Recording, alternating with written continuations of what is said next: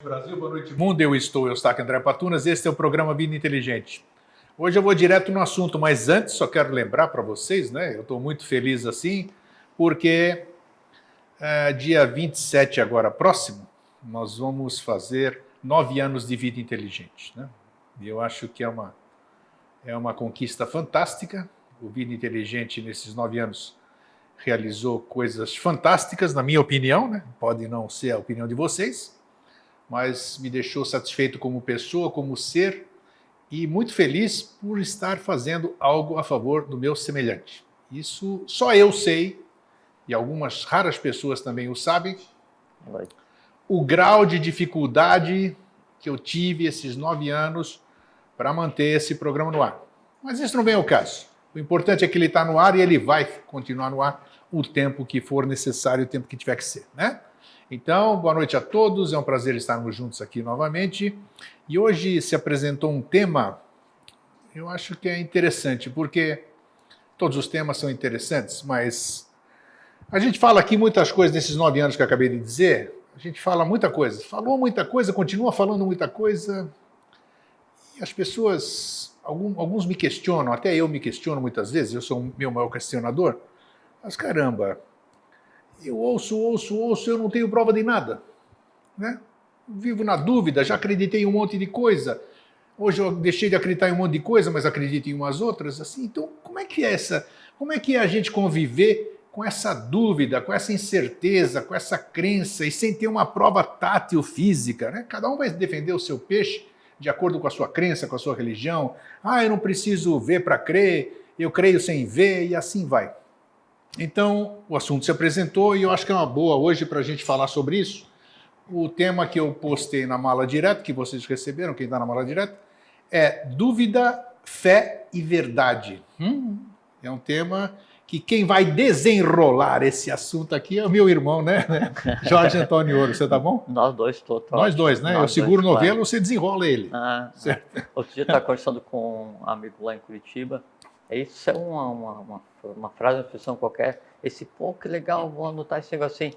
Disse, não, mas anote, mas é autoria e coautoria, porque quando a gente conversa alguma coisa, que é por exemplo que tem acontecido aqui no programa, nessas vindas aqui, sempre o resultado, né, ele é do conjunto, não, né, do assunto que você cria, da ambiência que a gente cria aqui para conversar, da ambiência com as pessoas que estão ouvindo, agora participando. Então, é como se fosse chuva, né?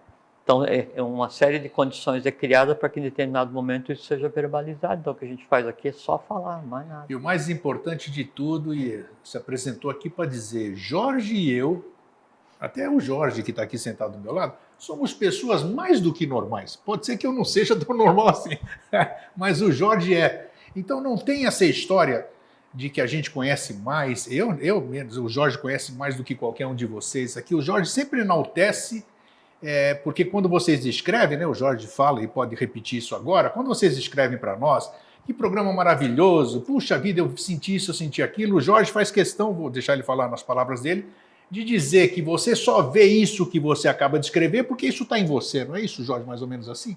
Perfeitamente. Então, não precisa falar mais nada. Então, não, mas é isso. É que se o que a gente falasse aqui já não tivesse em cada pessoa, não faria sentido nenhum, né? É como a gente conversou uma vez sobre egrégoras. Então, você emite um pensamento de paz para alguém, né? Eu desejo que você tenha paz. Só que o mundo de cada um, ele é como se fosse um castelo medieval, né? Então, além de ter paredes altas, ainda tem o fosso e tem uma ponte elevadiça que geralmente está fechada, as pessoas não se abrem para os outros, né? Então, quando eu emito um pensamento de paz para você, por mais potente e consciente que seja aquele gênio, aquela egrégora, né, de paz que eu estou dirigindo para você, ele vai ficar no teu entorno fazendo a única coisa que ele sabe fazer, que é vibrar paz. Paz o tempo inteiro, ele fica vibrando, quer dizer, ele fica vivendo no teu entorno, porque eu emiti para você. Essa voz que ele vai gerar no teu entorno, que é só o que ele sabe, é como qualquer elemental, né? Como qualquer, tanto faz ser visível e invisível, né? Ele só sabe fazer aquilo para o qual ele foi criado. Se eu emitir para você, né, um sentimento de paz, quer dizer, um ser gerador de paz, ele vai ficar no teu entorno, tentando fazer com que a paz aconteça. E como é que ele vai tentar fazer com que a paz aconteça?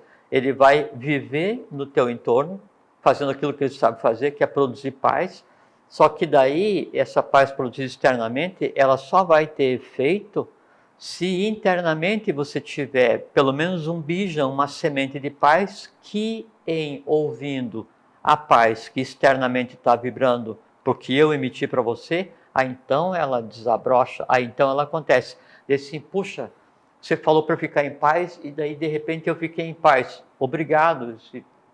Não fiz nada. Isso também fica Se a paz não estivesse em você já, ela não teria acontecido. Isso vale para qualquer coisa que você deseje a outro, ou ao indivíduo, ou à humanidade como um todo. Isso que você falou também é aquilo que eu vejo no outro, né? Muitas vezes me encanta, porque está em mim, né? Sem que eu dúvida, só consigo sem ver dúvida. através de um outro. Lógico, por exemplo, você está de blusa branca com desenho laranja. Eu sei que essa cor é laranja porque eu já sabia que a cor é laranja. Eu sei identificar o que é porque eu já tenho em mim esse símbolo. Eu sei ler o que está escrito ali porque eu tenho em mim a capacidade de interpretar, né, o corpo do gênio do idioma brasileiro que dou forma e som a isso. Se em mim já não estiver, eu olho e você pergunta assim, o que você acha da minha camisa? Eu disse, olha, tem um negócio aí que eu não sei o que é. Não sei o que é isso aí, porque não tem parâmetros. Se você viesse com a camisa escrita em, sei lá, em grego, né? Aí eu olhar assim, pô, legal esses rabiscos, né? Não sabe de nada. Ué, então... E assim é o que acontece. Então, se você fala alguma coisa e isso transforma a vida de alguém, né, você não fez nada para transformar a vida de alguém. Né? O que você fez foi ecoar alguma coisa que, em já existindo o bicho, a semente naquela outra pessoa, o externo faz com que o interno acorde. Né? É como assim, uma semente, ela depende do que para ela se transformar numa boa árvore? Terra, né? Da terra, da irrigação, da água, do sol, de dos tudo. Elementos, né? E a terra, a água, o sol, elas fazem a planta? Não, quem faz a planta é a semente. Entende? Então, qualquer coisa que venha de fora são elementos que potencialmente podem vir a desabrochar aquilo que em você exista. Se não existe, aí então tem todo um trabalho para você vencer aquelas tendências negativas, as nidanas, porque tem semente que é estéril, né? Perfeitamente. Então você tem que vencer tudo aquilo que impede que a coisa se aconteça e aí você aprender, né? Você ler, você compreender e fazer com que isso venha fazer parte de você. Aí é como aquilo que a gente conversou também algumas vezes aqui, o estado de Pramana. E daí já tem a ver com o que a gente vai conversar hoje. Que o Pramana é você vibrar, tua mente vibrar para cima e para baixo, né? Mas na mesma altura do objeto o qual você quer compreender. Então, você está falando sobre moda, vai vibrar no astral, onde está o conhecimento que você quer dizer assim, aqui. Estou falando sobre o sol oculto, vai vibrar no local aonde? Aonde está o sol oculto. E quando acontece esse Pramana, que assim você tem contato com Vidya, que é o verdadeiro conhecimento, que é o contrário de Avidya, que é o falso conhecimento, que é a ignorância. Então, quando isso acontece, quando você tem esse conhecimento, aquela parte de você está conectada naquilo e aquilo agora está em você. Você já tem a semente disso, você tem um bijan disso, você tem um reflexo disso, né? Daí, outro dia você escuta falar sobre o sol oculto. Já não te é mais estranho porque em você já existe. Esse que é o processo do aprendizado, é construir camadas para cada vez se subir mais alto na compreensão, mais alto ou mais para dentro ou mais esparso, que conceito se queira dar. Foi bom a gente falar isso porque assim as pessoas doravante elas passam a compreender mais o que acontece, esse processo que acontece. Tem que dar valor a si mesmo, porque não existe nenhum elemento externo que nos obrigue a fazer alguma coisa ou nos transforme, a não ser que isso venha de dentro da própria pessoa, independente do que seja. Fala assim, aquele ambiente estava tão pesado que daí eu fiquei, como é que fala assim, o contrário de feliz Fiquei não feliz. Como é infeliz. Que é? Infeliz. Então aquele ambiente estava tão ruim que daí me deixou infeliz. Não, é que aquele ambiente então podia estar ruim, e aquele não ruim externo ecoou e fez vibrar aquele não bom, quer dizer, o ruim externo ecoou e fez vibrar em você o ruim que você tinha, uma sensação qualquer que você tenha, acordou a criatura que se sentiu muito bem naquele ambiente caótico e te deixou não feliz. Entende? Então, não tem... Assim, cada vez mais mostrando que o teu exterior é o reflexo do teu interior. Que é sem sempre, dúvida, né? sem dúvida. E Você fala só assim, consegue ver isso... mas aquela coisa ou aquela pessoa me incomoda. Não. Aquela coisa ou aquela pessoa são de tal maneira ou tem determinada característica que me lembra que em mim ecoa, e aí eu deixo que aquela coisa ou aquela pessoa me incomode. Ela em si não me incomoda, mas é que o que ela faz me incomoda, mas o incômodo é só de dentro para fora, não é de fora para dentro. Entende? Eu estou ouvindo uma música, essa música me incomoda, eu me sinto incomodado e vou reclamar com quem está tocando. Né? Aí a questão é, por que essa música me incomoda? Não porque aquela pessoa está ouvindo, porque se ela está ouvindo, porque ela gosta. Quer dizer, claro. dentro dela tem aquela confusão, então é um problema dela para resolver. Tem aí. Vamos lá, então eu mandei a mala direta com esse teor aqui que eu vou ler, que é importante. É de um livro, eu não coloquei nesse papelzinho aqui o nome do autor, mas está na mala direta, e que diz o seguinte assim: não duvides da dúvida, e duvida, porém duvida com fé, e ainda duvida da fé, pois não é a dúvida a parada na descida da fé até a obscuridade, e a força e o impulso para alcançar a compreensão? Por isso, duvida de tudo quanto acredite ser verdadeiro, pois a dúvida também é verdadeira, em si e por si. Duvidando da dúvida, porém duvidando com fé, e da própria fé verás o ilusório da dúvida, e a fé cairá aos teus pés para erguer-se majestosa a dúvida convertida em verdade. Você pode não ter entendido nada, né? Mas Você colocou esse texto lá? Sim, senhor. Está lá para todo mundo ler e reler para sentir o que está aqui. Então, em síntese, é porque quando o assunto se apresenta, aí a coisa se apresenta também. Sim, é uma boa frase. É bonito nisso aqui, né? Então aqui encerra as 3 coisas que nós queremos ver hoje. Por que eu acredito no que me falam? Por que eu acredito no que me contaram? Por que eu acredito no que meu pai e minha mãe me ensinou, os professores, fulano, beltrano? E a minha própria experiência? Como é que fica essa questão? Eu tenho certeza que muitas vezes você, na sua reflexão, no seu único momento, sei lá onde, não importa, você se questiona. Tenho certeza. Depois passa aquilo lá, deve ser coisa da minha cabeça, e vai assim. Acho que é importante hoje o programa, muito importante que nós vamos tratar hoje. Passo a bola, é época de Copa do Mundo, né? Toma a bola para você agora. Então, assim,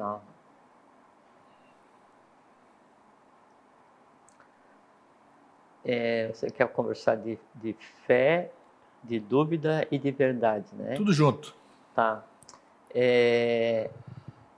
Então, tem um primeiro ponto que a gente tem que tomar por apoio para essa conversa, que é a questão do que é visível, porque geralmente a gente acredita no que é visível, de onde as tátil, provas, onde né? a gente possa usar os 5 sentidos, né? De onde as provas, então, o visível é visível e visibilis, é aquilo que pode ser visto, visível é aquilo que pode ser visto e também aquilo que pode ver.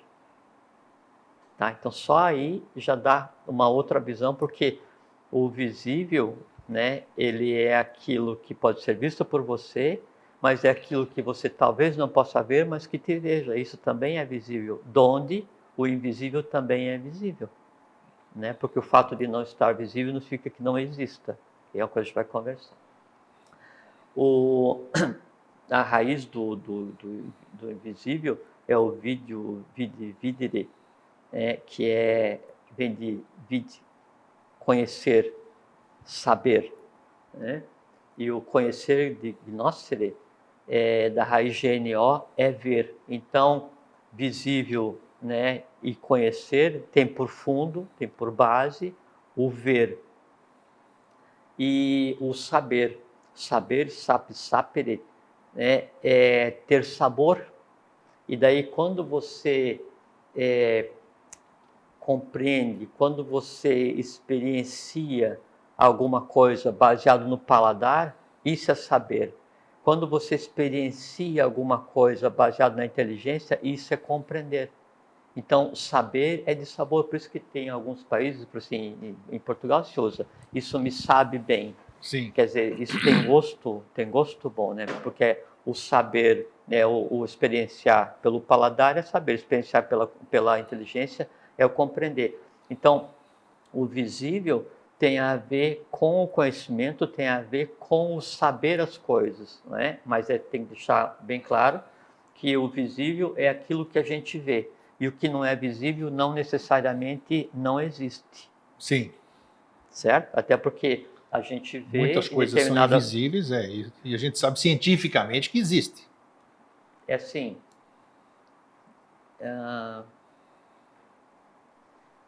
do que existe, a gente só vê aquilo que reflete a luz em uma pequena parcela, Sim. né? Porque o instrumento da visão, que assim, o instrumento da visão não é o olho, né? É o aparelho que faz aquele visão. mecanismo, né? Exatamente. E reflete. E aí então quem faz a visão é uma força sutil da natureza chamada Tejas Tattva, né? Que vai fazer a imagem do que eu vejo. Essa imagem ela é prensada, ela é criada em manas na mente, para que daí então, baseado nas imagens que eu vejo, eu vou tecer análise, decisões, Interpretação, né? Esse tipo de coisa. Então, por isso que a visão ela é o sentido que mais consome do processamento do sistema cérebro-espinhal. Então, o conceito de visão, ele é absolutamente limitado. Por exemplo, assim, se eu estou vendo você, né? Se eu fechar os olhos, você deixou de existir? Não. Não. Agora aqui é de noite, são 8h17, né? Eu não estou vendo o sol, né? E o sol, ele existe ou não? Sim, claro. Sim. Mas isso tudo já foi estudado, já foi provado, isso aqui sim. Não, nesse momento, Tá. o Sol existe ou não? Claro que existe. Tá. Não precisa nem ser provado. Como eu vejo o Sol, sim, logo ele existe. Ele só está em outro lugar agora. Eu não estou vendo agora, mas ainda continua existindo. Sem dúvida. Né? Então, o visível, o real, né? Ou o que é verdade, ele pode ser, o verdadeiro pode ser tanto o visível quanto o invisível. Baseado na questão do que é visível e do que não é visível, então tem o conceito de fé. Por isso se fala assim que a fé é uma escolha de cada um, né? Então fé, fidei, né? É aquilo que é fiel, é aquilo que é leal. E o leal, legalis, né? É o que é legal. E a raiz de legal e de leal é o lego, legere, que é o seguinte, isso é uma coisa muito interessante. O conceito de legere, né, é escolha. Então, é o ato de você ir colher alguma coisa. Foi daí que surgiu o termo legere, donde o legal, donde o leal, donde lei, donde todos os termos que têm essa derivação no gênero do nosso idioma. Então, o legere é quando a pessoa vai na sua lavoura e assim, eu vou colher um fruto. Eu escolho uma laranja, escolho uma maçã para colher. Esse ato de escolher para colher alguma coisa, isso é o legere. Ok. Tá? Então, o leal é aquilo que é o escolhido. Né? Então, a fé, veja como é interessante, a fé está ligada diretamente ao ato de escolher alguma coisa. Então, por isso se fala que fé é uma escolha de cada um. É porque o próprio nome está ligado à palavra escolha. Tá? Só que assim, a fé, ela pode ser baseada, a gente pode colocar como se fosse uma distinção. A fé, que é a crença baseada no conhecimento ou na razoabilidade, e a fé, que é baseada simplesmente na emoção. Sim. Né? Tá? Depois da fé, tem a dúvida. Eu vou falar das palavras que compõem. Vamos generalizar primeiro? Não, as palavras que compõem e depois a gente tenta analisar. Vamos dissertar sobre elas. E tenta analisar, exatamente. A raiz de dúvida é duos, que é o dual. Então, o dúvida é aquilo que te coloca em uma situação de dualidade. Tudo isso é uma dúvida, não é? E por que que a dualidade para você gera o conceito de dúvida no dia a dia? É porque manas a mente, a gente falou agora da questão da visão, ela só trabalha fazendo análise e comparação baseada em imagens, para daí então emitir um conceito, uma decisão, uma escolha, o que seja. Daí que vem a dúvida, quando há duas coisas as quais têm que ser analisadas, né? E eu vou pender por uma. Só que se eu tenho duas coisas e eu vou analisar e não tenho o impulso de pesar mais esse ou pesar mais aquele, esse ponto de parada entre a análise e a decisão, isso aqui é a dúvida. Ok. Tá? E a verdade é aquilo que é real, né, que é sincero, a verdade que é falada. E o sincero, que é aquilo que é falado, que é tido como verdade, a gente conversou um dia que a origem do sincero é o sem cera, puros ut mel sine cera, puro como mel sem cera. Então, sincero é aquilo que não tem cera, não tem mistura, aquilo que é o que, Tá. que é o que é. Então, o que é a verdade? Né? A verdade é a coisa em si. Então, vamos conversar sobre a água. Qualquer coisa que se fale sobre a água, ela tem por fonte o próprio elemento, e eu vou tecer comentários baseados no conhecimento que eu tenho e na forma como eu vejo esse elemento que eu estou falando. Baseado nessa forma que eu vou tecer o comentário sobre o elemento em si, isso pode ser uma verdade, pode ser um conhecimento real ou pode ser um falso conhecimento, né, que é vipariaya, que é o conjunto de falsos conhecimentos. A água em si, ela não muda. O que muda é a maneira como eu vou interpretá-la. Tá? Tá. Por enquanto tá. Ótimo, então. Aqui eu estou maquinando já. Tudo Não, bem, eu vamos sei, lá. já. Tudo bem. Então, a fé é aquilo que eu vou acreditar, quer dizer, aquilo que vai ser leal, aquilo que vai ser o objeto da minha escolha, né, do legere, aquilo que eu vou escolher. E eu posso fazer essa escolha baseado na lógica ou baseado na emoção. É para assim, por que eu acredito que a Atlântida existiu? Aí você vai falar para mim assim, qual é que é a prova? Porque isso é uma coisa invisível, né? Mas há evidências. Exatamente. Há Então, evidências. exatamente, então, isso que eu queria chegar. Então, você tem uma série de encadeamento do conhecimento, né?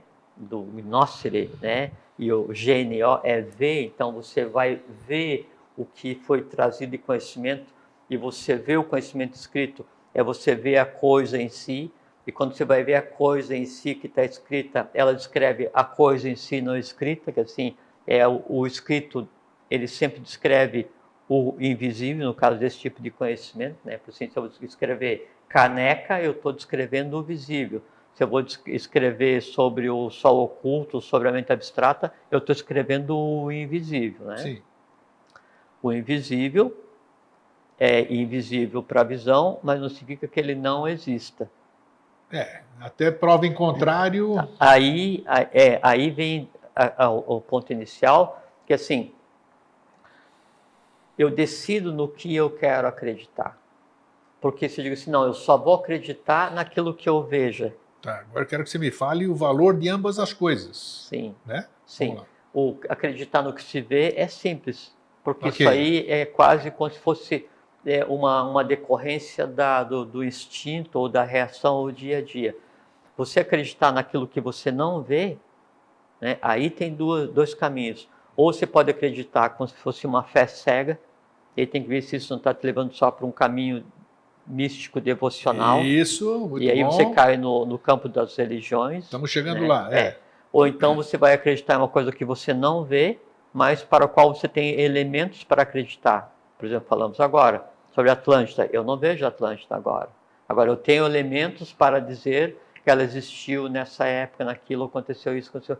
Então, o que vem sendo trazido a mim, para que isso me permita colocar em prática o GNO, que é o ver, é que dá a distinção entre eu acreditar em alguma coisa baseado, né, em um ponto existente, um ponto de conhecimento, ou acreditar em alguma coisa baseado só em um sentimento que eu tenho, o que não invalida o sentimento que você tenha.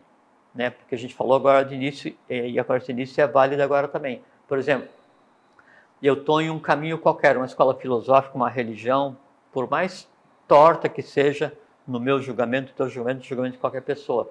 Só que para que eu esteja naquele caminho, alguma coisa daquele caminho tem que estar em mim. Então, eu estou na religião que adora jabuticaba, não é?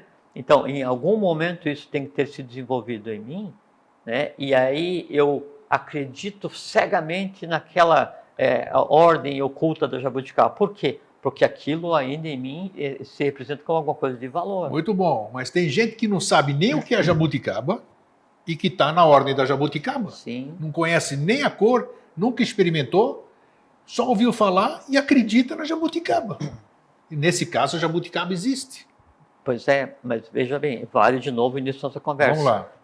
Aí não dá para a gente julgar aquela pessoa que mesmo sem conhecer nada, né, ela está naquela ordem, naquele caminho, naquela escola filosófica ou naquela religião, porque para que ela ali esteja, alguma coisa daquilo nela tem que existir, compreende? Então assim, fala assim, ela está lá, mas sem nem saber qual é o formato que tem aquilo, ou então está na escola de filosofia e faz a yoga sem nem saber qual é a cor que ela tem que, sem nem saber qual é que é a pronúncia que ela tem que, mas mesmo assim ela fica naquilo e aquilo a move.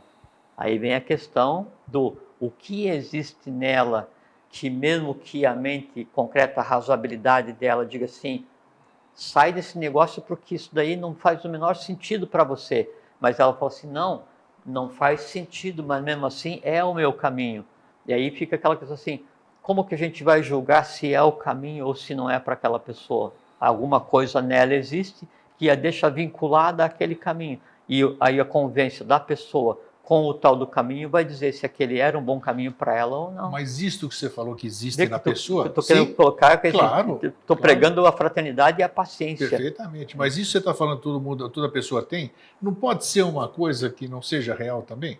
Pode. Claro, aí é que está. Claro que pode. Só que assim, vamos supor, não vou usar exemplo, mas a pessoa se dedica a determinada escola filosófica, determinada qualquer uma. Religião, o que seja, né? E aí me foi dado o conhecimento que assim, o dia a dia, a vida, a lei me encaminhou para ter uma alma um pouco mais antiga e eu vejo que aquilo é um caminho ruim, que aquilo é um caminho que inexiste. Só que aí é que está a questão, grego.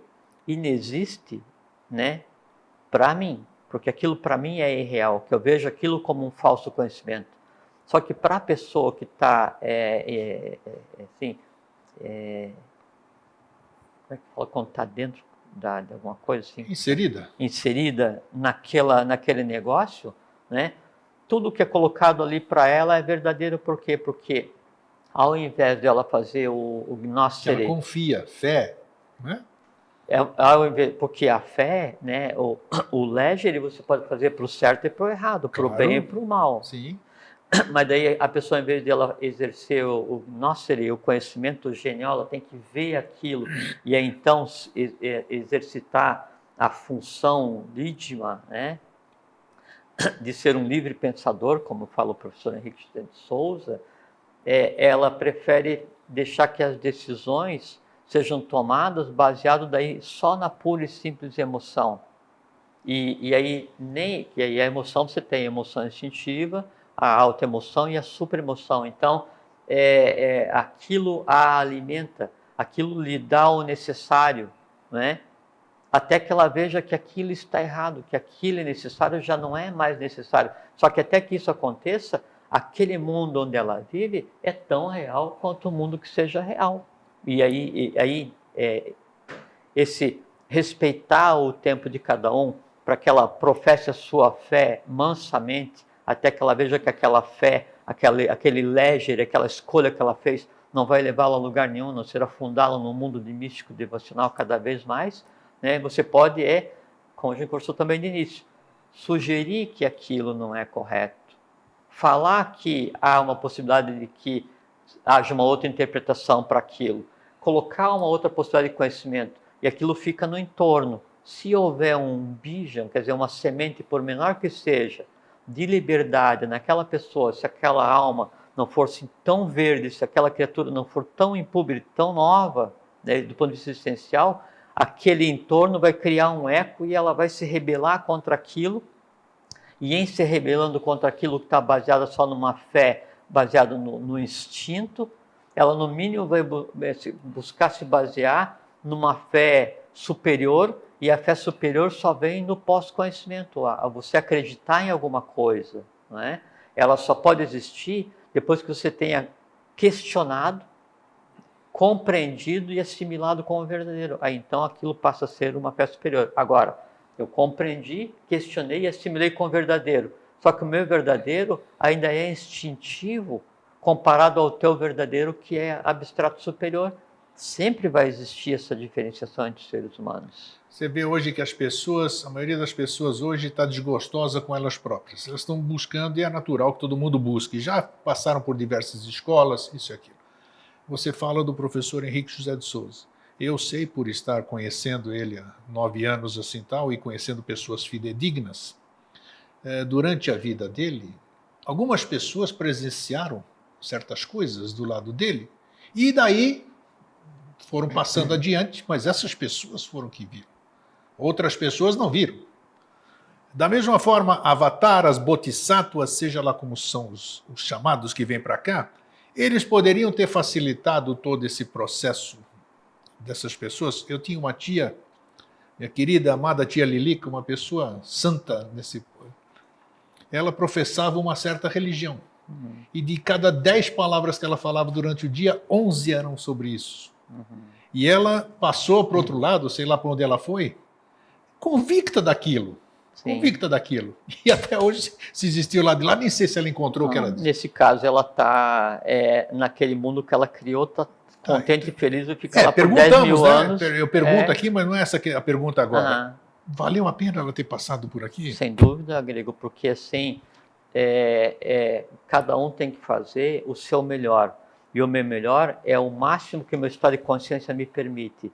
Se eu levei uma vida lídima, né, e tranquila e pacífica, dentro do máximo da compreensão que me era permitido, e o máximo da compreensão que me era permitido era pertencer a essa religião. Que bacana. Bom, tudo bem. Eu não compreendo isso ainda. Sim, outros que vieram, como eu disse aqui, vem para cá. Eles podiam ter mostrado alguma coisa, assim, eles deixaram tanta filosofia aí, o Buda iluminado. Ele se iluminou, e aí, como é que eu me iluminei? Sim. Não, porque é só acender a luz, mas não é acender a luz, a iluminação que ele falava era diferente. Então, eu creio, olha só, eu sou pé no chão assim que eu falo. Esses seres, eles podiam ter facilitado... Mas não é assim. Não, mas como? Por que não é assim? Não é o faze por ti que eu te ajudarei. Isso é uma frase real. Tudo bem, aí chega lá, por exemplo, olha só, tá vendo sem fazer mais, tá vendo esse óculos aqui, meu querido? Você posso fazer sumir na minha mão, sem passe de mágica. Estou mostrando que é possível. Por que é possível? Porque eu domino a matéria. A matéria está aqui, ela é plástica. Sim. Eu não é. Eu não posso fazer isso aqui desaparecer? Não, isso é uma possibilidade. Agora, aí... Mas se eu disser que só... Mas aí vem a pergunta... Aí eu fico frustrado porque eu não consigo sumir com o óculos. Não, mas deixa eu fazer outra pergunta. Então, de que serviria... Você pegou onde eu quero chegar? Mas aí de que serviria fazer o óculos desaparecer? Vou te responder pela negação. Okay. De que serviria fazer o óculos desaparecer? Me daria prova de que eu sou capaz de fazer o óculos desaparecer. Sim, tá. E eu passo o seguinte, daí você ia fazer reaparecer... Claro, se eu domino a matéria... Ele não poderia desaparecer permanentemente. Não, você vai precisar, porque claro, é o óculos. Se eu conseguir desaparecer, eu tenho que fazer aparecer. Tá. E aí toda a utilidade do exercício desse poder é só você ter a prova que pode? Não, mas aí eu poderia convencer outros. Mas aí todo mundo diz, puxa, se o grego pode, todos nós podemos. Perfeitamente. Então, assim... É aqui que eu quero chegar. Bem onde eu queria também. Se, para você convencer alguém de alguma coisa, você tem que provar fisicamente... Isso, fica muito mais fácil convencer. Não, claro. Se você tem que... fica fácil convencer, mas se você tem que gerar, né, alguma coisa anímica para convencer alguém, é porque se alguém ainda não está preparado para aquilo que você deseja convencer. Também. Por assim, você citou o professor Henrique José de Souza, então... No início E outros que fizeram grandes coisas, vamos a gente conversar sabe, sobre o professor, que Isso. é onde se pode falar com mais propriedade, né?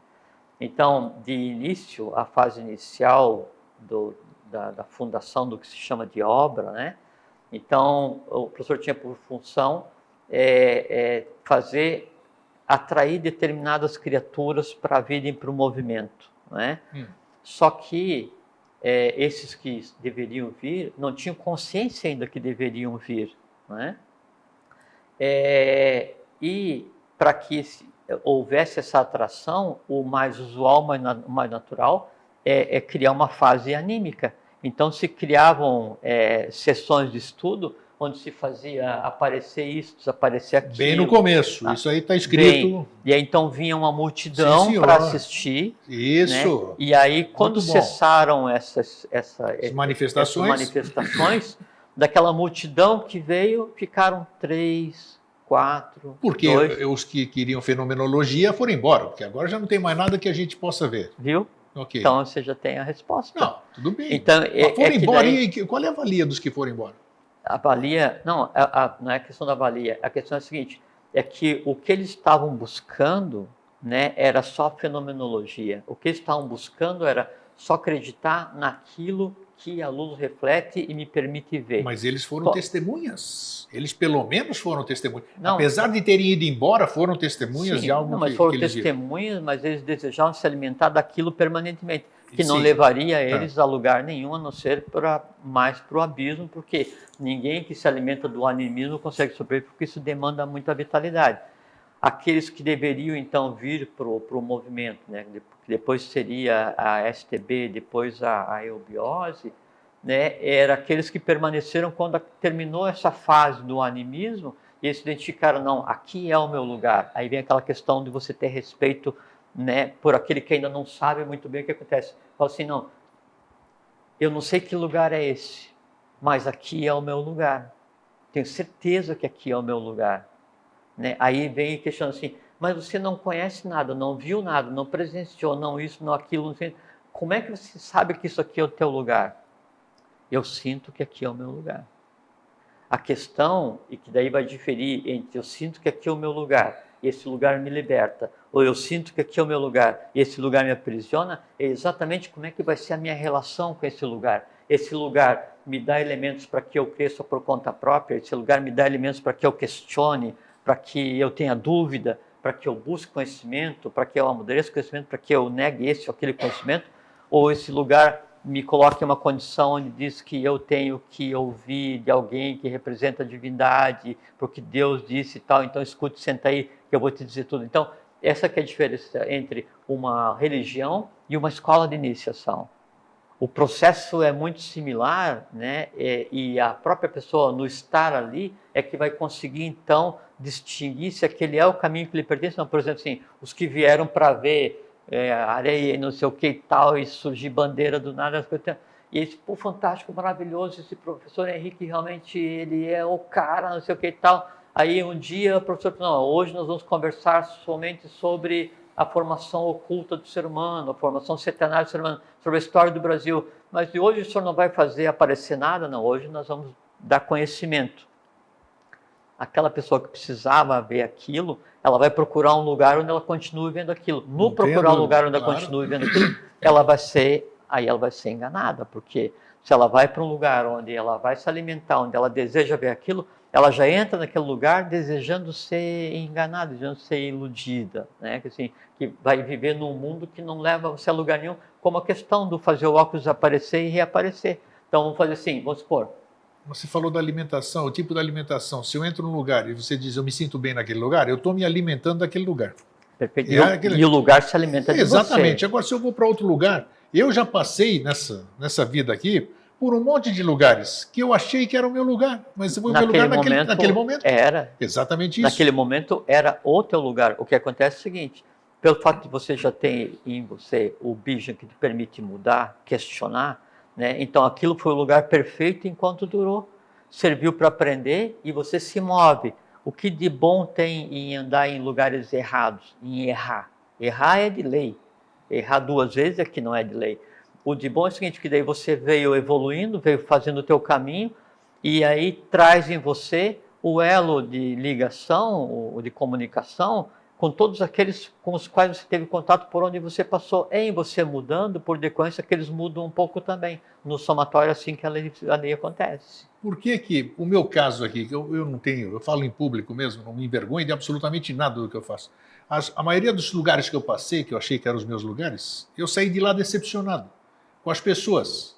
Essa decepção é uma coisa nata em mim, vamos dizer? Ou já que você abordou esse assunto um pouco tempo antes? O desiludido, né? Que você se desilude com a coisa em si ou com as pessoas. Com as pessoas. Para você se desiludir... As coisas são feitas pelas pessoas. São pessoas dúvida. Que estão... Qualquer que seja o contexto, assim, ou às vezes a própria religião, a própria coisa em si é criada por pessoas para dominar pessoas, né? Mas se você está em um lugar e aí você cria uma ilusão que aquele lugar é o lugar perfeito, puro e acabado, lugar perfeito, puro e acabado é Shambhala. Sabe? É a Agartha. Eu nunca vi, nunca fui lá. Sim, tá vendo? Você está falando? Eu não vi nada disso aí.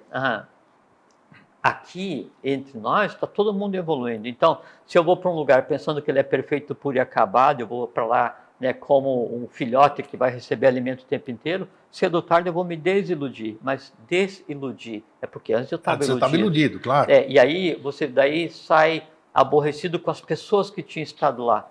Você daí não acha que está cobrando daquelas pessoas mais do que elas têm para dar? Não sei. Às vezes você está falando... Vamos supor aqui, vou exemplificar aqui. Você está falando coisas bonitas aqui. Aí você sai daqui, como você já exemplificou um monte de vezes, você xinga o motorista aqui, ou então aquele que é o pregador, ele rouba o vizinho, bate no filho, sabe? Essas coisas eu não faço. Não, eu sei que você não faz. Eu estou dizendo assim, muitas pessoas fazem isso. Então... Qual é a validade dessas... Não, xingar no trânsito, eu xingo assim, acho até divertido para eu exercitar depois. Não, mas é divertido, faz parte, né? Sabe? Então é estranho, vamos dizer. Por exemplo, por que eu saí de todos esses lugares? Porque eu descobri, para minha visão, tinha mistificação, tinha mentira, tinha desunião, não era verdadeiro. Mas você viu isso no primeiro dia? Como assim? Não vi isso no primeiro dia. Claro no começo são tudo maravilhas, tudo são flores. Aí que está a questão da fé, da dúvida e da verdade. Você entra nesse lugar com a fé cega, fé assim, instintiva, né? E aí acha que ali, aquele prazer que você falou, aquela coisa gostosa, aqui é o meu lugar, olha. Perfeitamente. Você acha que aquilo dali, me sorriem. Que aquilo dali é a Agartha na face da terra, né? E aí você vê que aquele lugar começa a mudar, mas o lugar não começou a mudar. O lugar já era assim quando você entrou. Você que aprendeu a ver. Concordo. Tanto é que o vidente, né, a raiz do vide, né, vidente é só aquele que vê. Entende? Então, o que aconteceu assim, é que enquanto você estava ali, você melhorou a tua visão. E aí você vê aquilo que já era daquela maneira. Já era daquela maneira. E eu vejo o seguinte, isso não me serve. Vem a não dúvida. Me agrada. Veja, fé, dúvida, busca da verdade. Sim. Então, tinha a fé que aquilo me servia, vem a dúvida se me serve, isso aqui não me serve, eu vou em busca da verdade. Eu tenho que me compadecer e ter pensamentos fraternos para que aqueles que ainda ali estão também tenham em si a dúvida e saiam procurar uma coisa mais lídia, mais de lei, mais legal. Porque você entende? Mas não nem julgar, nem criticar aquele lugar, porque quem está ali está fazendo o seu melhor. Por quê? Porque ainda não vê uma coisa diferente. Então não dá nesse aspecto para criticar ou para julgar a fé daqueles com uma fé falsa, né? Não, a fé deles é totalmente real. O que é irreal é o objeto ao qual eles dedicam a fé. Percebe? E aí essa que é a diferença entre o real e o irreal, que é a vidya e a avidya. Entende? Agora, na medida em que daí aquela pessoa amadurece e sai dali, né, ela vai procurar um outro caminho, em si ela traz toda a história daqueles momentos que viveu ali. Sim. Não é tempo perdido, nunca é tempo perdido. Nunca, concordo. É um tempo evolucional ganho porque você, e muito bem ganho porque você conseguiu sair de lá, não é? E você traz as memórias do que aconteceu lá.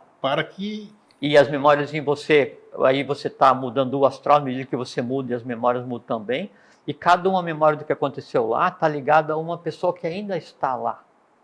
Então, quando você muda, mas olha fraternalmente, né, os caminhos escuros da vida pelos quais você já passou, você está contribuindo para que aquilo se resolva. No momento em que ninguém mais estiver naquele caminho que é errado, o caminho em si deixa de existir. Mesmo na época de Roma tinha lá os deuses lares, né, os penates, Assim, eles são egrégoras criados pela adoração da família em cima de um determinado objeto. Quando deixa de acontecer essa adoração em relação a esse determinado objeto, o objeto em si não tem mais vitalidade e deixa de existir. Assim é uma religião, assim é um caminho. Assim, tinha um caminho, uma trilha no meio da floresta e era muito frequentado. Aos poucos percebeu que aquele caminho era muito íngreme e que podia contornar e chegar um tempo depois, mas sem maior esforço. Aos poucos aquele caminho deixa de ser um grande caminho, passa a ser uma trilha que um ou outro desavisado só passa por ali. Chega um tempo que não, realmente que não tem jeito, né? Eu vou procurar um outro caminho.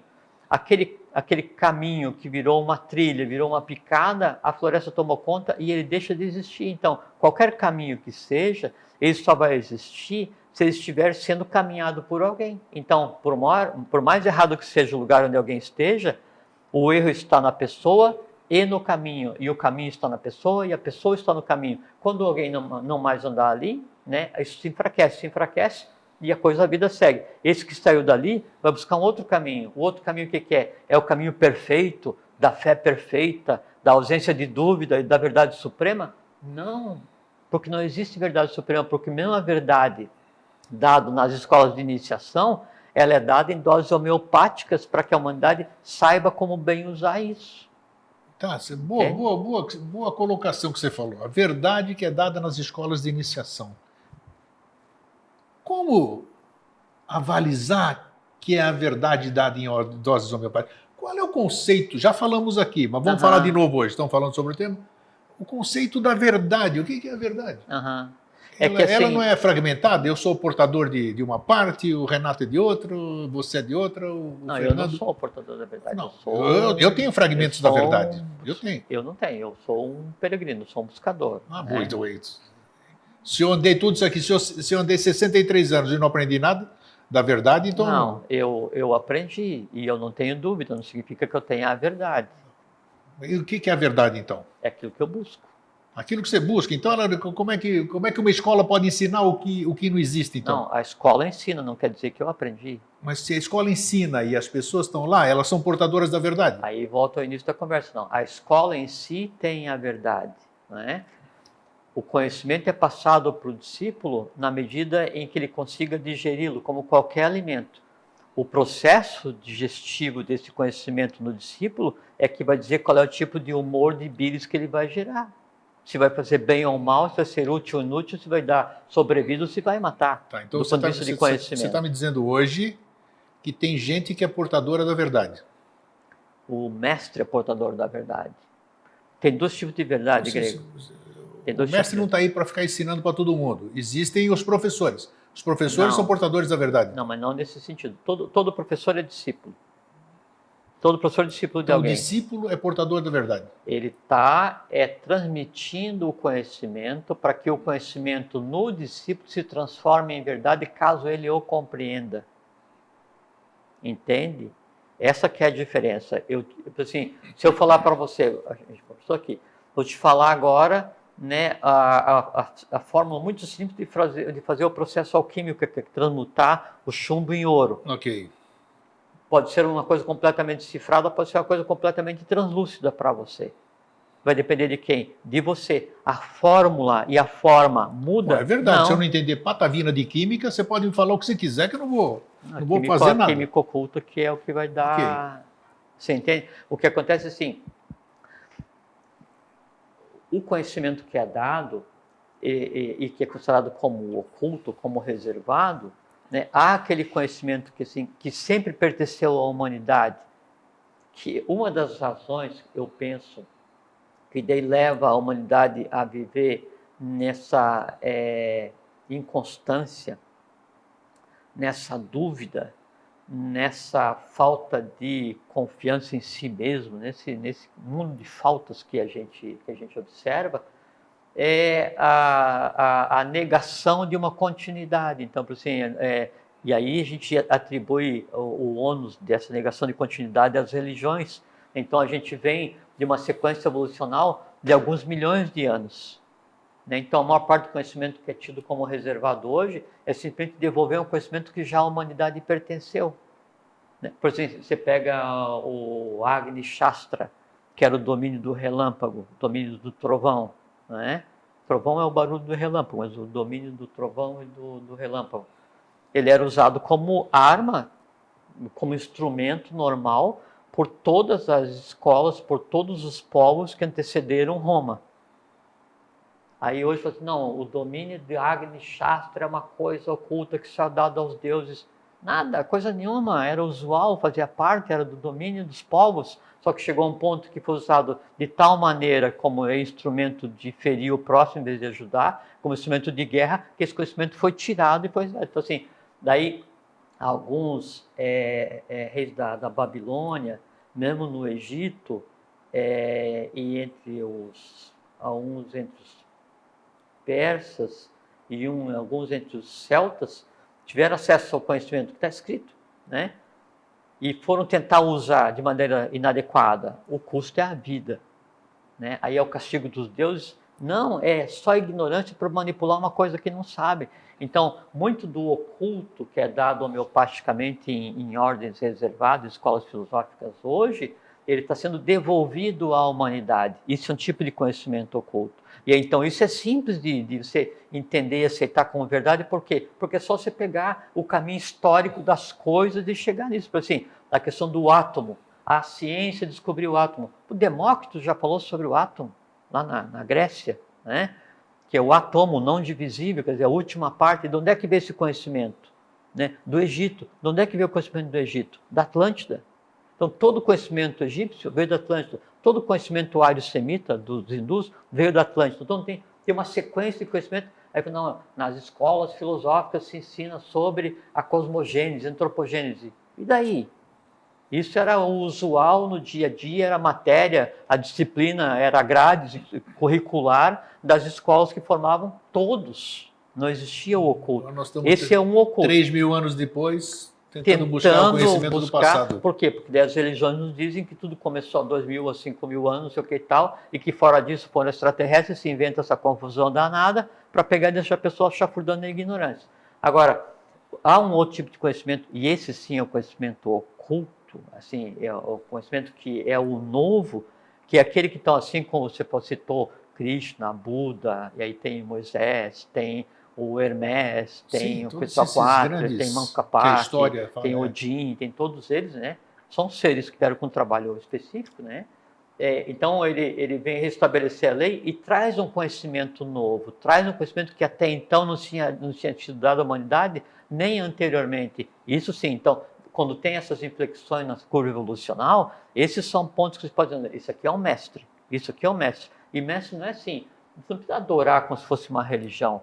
O mestre é aquele que em si traz a lei. E ele é agora, assim como ele foi ou seria na época da Atlântida, assim como ele foi ou seria na época da Lemúria, assim como ele foi ou será na época da unidade bimânica, tá? Bimânica, flogística, alada, o que seja.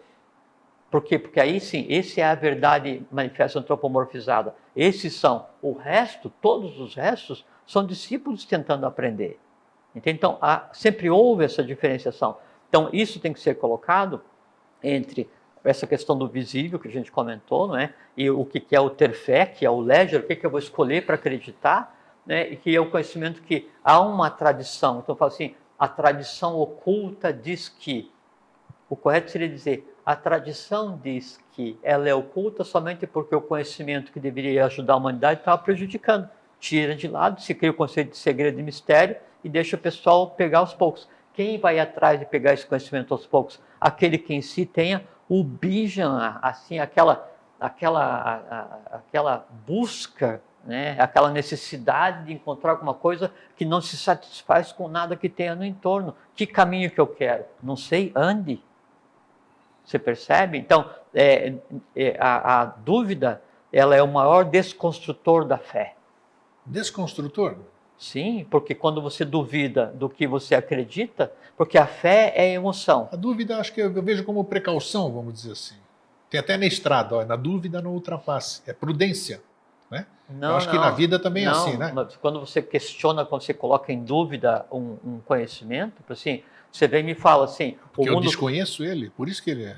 Mas aí quando em mim surge o grande presente que é a dúvida, né? Não a dúvida, assim, eu não sei para qual caminho. Então você não está dizendo que ela é ruim, então, a dúvida? Não, estou dizendo que ela é boa. Ah, sim, então tá bom. Não, a Acho que dúvida ela é boa. Ela é importantíssima. A dúvida é uma desconstrutora da fé. Ah, tá, desconstrutora da fé. Isso, daquela porque fé que é aquela fé cega, né? Isso, até que um ponto entendi, assim, sabe, abre Ok. um pouco daquelas nuvens que me cobrem e vem um raio de consciência e de, mas faz sentido eu Aí acreditar você chegou que onde o eu mundo queria. só existe há 2000 anos, né? E aí aquilo fica assim, e aí você começa a ver, porque quando você fala assim que então vem um raio de luz assim de consciência, te diz assim, putz, é eureka, né? Pô, mas não pode. É, o Arquimedes. Exatamente. Então, puxa, não pode, não está certo isso. Exatamente sim, você começa a ver, a questão toda é ver. Por isso que a questão do visível, visível é aquilo que é visto e o que pode ver.